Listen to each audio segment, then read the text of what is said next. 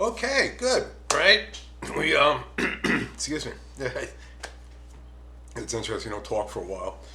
Um, Now you see what I was talking about. Okay, now the first one, the busser one, gives a lot of explanation of what you have to do, how much weight you have to lift, you have to stand, you have to be flexible in hours, you got to work weekends, you have to work holidays. The bus one is very explicit on really what you're gonna have to do and when you have to do it. Um, as opposed to line cook, what did the line cook really tell you? Not really much.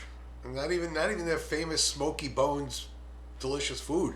They just they mentioned it like once or twice. They didn't talk about like learning skill sets or even require a skill set. They didn't even require you to be you just had event happening today. A lot of noise. They had to stop it. Uh, they didn't even require. They didn't even say anything like even a high school diploma or anything, or a culinary school degree, or even experience working in the kitchen, being a dishwasher, anything. They didn't. They didn't. They just wanted a live body, and it was weird too. Like the lawyer service and mental health counseling. Like I said, when you read these ads, usually the HR department, which you guys now know human resources from the dialogue, they will put things in their ads that they had problems in the past. Generally, and they don't mean to. It's just almost human nature in that aspect that they put in these things without even thinking. And obviously, they're talking about like lawyer referral service, a discount for a lawyer, counseling for mental health screening. What did they mention about cooking? Absolutely nothing. Hours, nothing.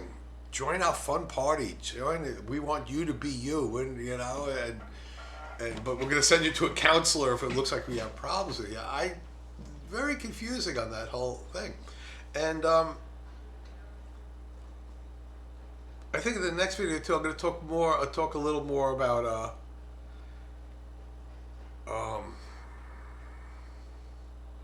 how to read these things, a little more hit points and things, how to a little more fine tuning on it.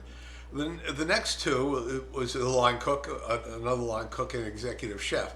And the reason why I put these two in there is so you can see the difference in responsibilities. They're different places. I can't recall right now off the top of my head of where they are from, but they're both good examples. The reason why I put the smoky bones in there, as I said before, well, first of all, I'm familiar with Clearwater, I'm familiar with the area, I'm familiar with the people that work there. It was kind of interesting coming from New York, going down to Florida back in the 80s. Um, New Yorkers were highly prized employees because we come from a very fast-paced society. Obviously, even as I talk very fast. I speak very fast still. There's an idiom, a New York minute, faster than a New York minute, and it's very true. And so when I went down there, and the company I worked for moved down there, and I think I told you the story, but I must have just reiterated. I was working in a computer lab, and they moved the whole department down to Florida. I went with them. I was 21 years old. See, the point is that I've worked in kitchens since I've been 13. My father is very important that his three sons knew how to work. He grew up fairly poor, and he realized that the only thing that will save anybody is to be able to work hard, no matter what you do. But after high school, my father said, yeah, no more kitchen work. Off we go. I went to community college for computer science. Computer science back in the 80s was fairly new. So everything was punch cards, and basically we were just printing out bills, invoices, printing out mailing labels. Not a lot of calculation. There was no PCs or anything like that, for sure. Basic was the language. Fortran, Cobalt, and Basic were the two languages, the three languages that I learned. And none of them were used now anyway. That's the way it is.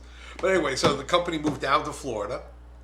I was working with my New York crew.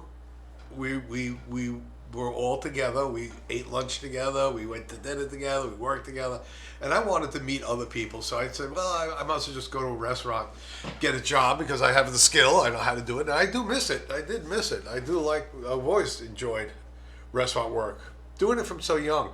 At 13 might seem a little young, but I was working with my two older brothers, and I was basically just pot washer, vegetable chopper for a monastery, a retreat house. That's a whole nother story there. But it was a huge place, and we used to serve people. And being a church-related thing, you could hire underage people and get paid less than minimum wage. Kind of funny. Church thing. Farms the same way too. You can hire farm people work on farms in America, and they can make less money per hour than minimum wage. It's a weird law. But anyway, so I've done that until I was 18 years old, working in the kitchen. Then I went to school and I was working in an office building. I did that for 7 years before I went back to cooking. Before I realized I wanted to go cooking. But anyway, get to the point. I got a busboy job. And the manager said, oh, you're from New York. He goes, yeah, sure. He goes, can you start tomorrow? I go, yeah, sure. Why not? So I worked Friday, Saturday, Sunday nights. Made a lot of money, actually. It was a very nice family-style restaurant, but very busy. And met a lot of local people. And it was one of the better things I did because I could break out of my circle. Everybody kind of stayed, in a little ball of New Yorkers. And they all just moved around from place to place. And I broke out of that mold and met locals. And it turned out, being 20 years old, 21, 22, 23 years old in Florida, with my motorcycle, part-time job, wonderful. And that's one of the reasons why I got back into cooking. After that, it's a whole nother story, that's for sure. But once again, I went back to the CIA when I was 28, so it's never too late. Our last class we had together, or one of the last classes we had together, I was talking about what do you want to be and where you're going to go in 10 years from now. And a lot of you guys like, I don't know. And a typical answer at your age, I'm going to be a chef somewhere, that kind of thing. Then we talked about working in food service, talking about sales, talking about, banquets and catering. There's so much more out there. And then once we said, I want to be a CEO of a restaurant. Yeah, sure, be owners. A lot of people don't say that. They say mostly going to be working at a hotel type of thing. Be ready for anything, but do what you like, what you want to do, right? I was working in the computer field in the 80s, and if I stayed there, well, I realized I was no Bill Gates. I wasn't a Bill Gates. I wasn't going to change the world. It was a job, and it was like an accounting job. It was a pretty much 9 to 5, wear a suit and tie, pretty boring position. It was fun, and it was educational, that's for sure. 16K computer. 16K computer. Size of my desk, about 4 times the size of my desk. Not desktop, not laptop, not desk computer. The whole desk itself. 4 of them put together, all transistors. Amazing. Tapes and all that and stuff. No pictures. I have no pictures of those times because people didn't have digital cameras. Yeah, I did take pictures of, but they're lost. The paper ones, they're gone somewhere. Interesting. But I realized I like to cook. I realized I wanted to be in the food industry. And did I realize I'd be teaching in Korea? No. But when I was about 35 or 40 years old, I realized that I wanted to be in the food business without necessarily working the line or running the restaurants, because I was an executive chef and I was there morning, noon, and night. I was there the whole time, made lots of money and things like that. And a position in New York, well, through family, my brother's wife's sister's husband type of thing, was teaching at a 2-year school in upstate New York. And they said, well, they had culinary arts and they're looking for a teacher, looking for somebody with international experience, which I had. And I was in California at that time, so they snatched me up because I had international experience. I worked in Amsterdam already. I worked in Europe, so they were looking for that.